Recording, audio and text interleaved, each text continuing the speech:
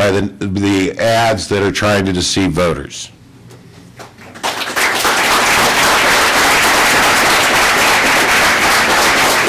I see that we have a lot of people who want to get to questions, so let's take another one. This question is similar to a previous question. The gentleman who's in favor of changing the new law and permitting the payroll lenders to go back to their previous practice of what has been described as these 391% interest rates.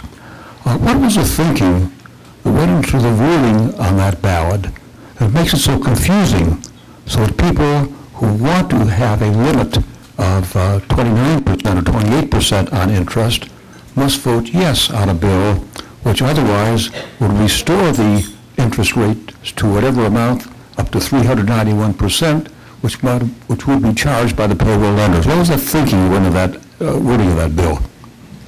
Mr. Innis, that was directed toward you. Yeah. Well, from what I understand, the effort with the referendum was to repeal the entire HB 545. I believe that's the bill.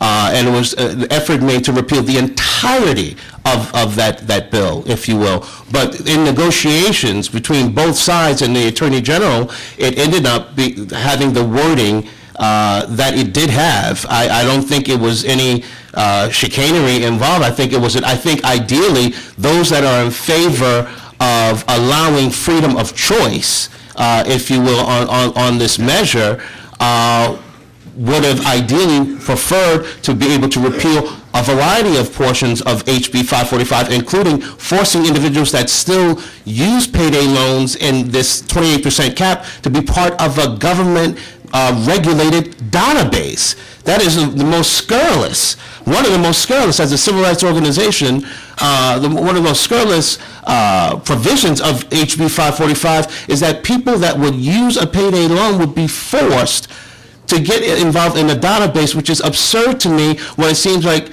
it seems contradictory. Other people that are getting loans, if you will, don't have to be part of some government regulated and mandated and organized database. Mr. Faith, if you'd like to respond, you have 30 seconds. To go back to the question, actually, the reality is that, look at it this way, you're being asked to approve the law that the legislature already approved. They approved it on a bipartisan basis, 4-1, to set a rate cap of 28%. So now the voters are being asked, do you approve that new law or not? That's the simplest way to look at this issue. How it got there is an ugly story I'll have to tell you someday. Yes, I'd like to ask Mr. Innis why the payday industry is kind of hidden in so many of your ads and not named in so many of the ads. No one has any idea what it's for or what it's about. Well, I think the folk that created these ads are talking about a reality. A reality is that if the industry, if this bill or this section of the bill is not repealed, there's 6,000 jobs that are going to be lost. The reality is that direct jobs. The reality is that if this section is not repealed, that there are another 4,000 indirect jobs that are going to be lost to the people of Ohio. I think the point, there's been a lot of misinformation around the question of cash advances. And I think it was very wise to give a very practical and direct answer in terms of what is at stake for the people in the state of Ohio during a time of economic crisis in our country at large. And I think it made a heck of a lot of sense for these folk to create ads that said how much is at stake in terms of rank and file jobs to working class Ohioans. Mr. Faith, you have 30 seconds. Well, the ads don't talk about payday lending because they'll lose if they talk about payday lending. People don't like payday lenders. They don't like the fact that they charge 391%. They don't like the fact that they trap people in a cycle of debt to the tune of 300,000 Ohio families last year alone.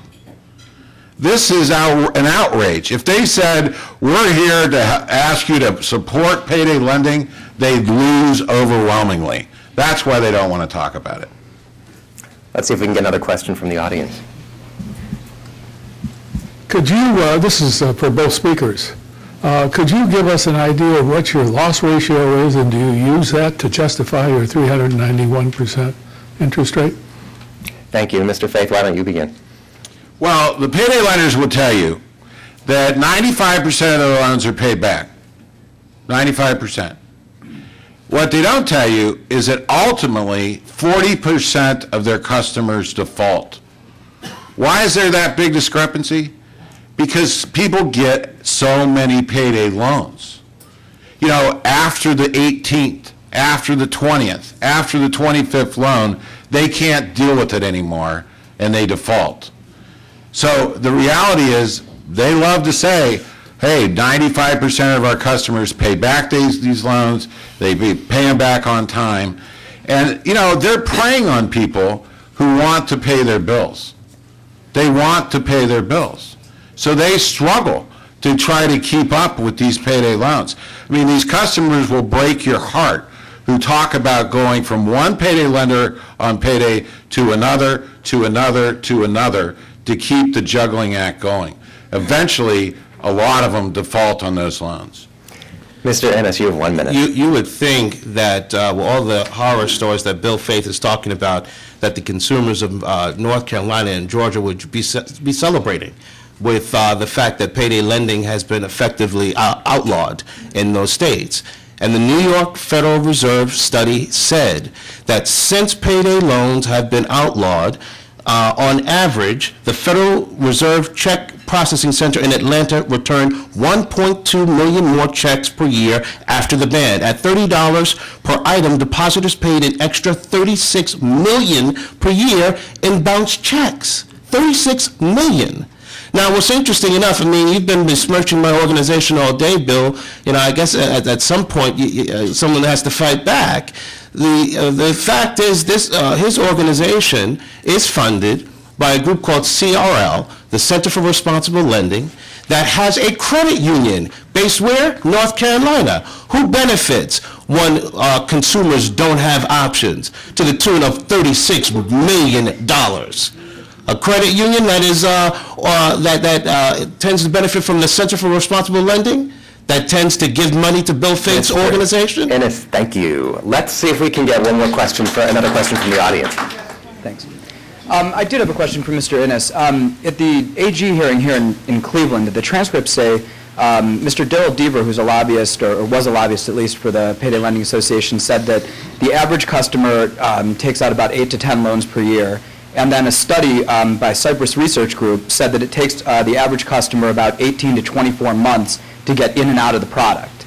So my question is, in terms of what you were saying about financial choice, where after the first loan does the choice come into play if it takes that long? And then the second part of my question is, regarding the study in North Carolina and Georgia that you mentioned, Professor Elizabeth Warren at Harvard, with her team of graduate students, said that the study had such serious methodological flaws that it will never be published in an academic journal because the Atlanta check cashing center, or the Atlanta center that collects those checks that you're talking about, collects checks from not only states that don't have payday lending, but also do.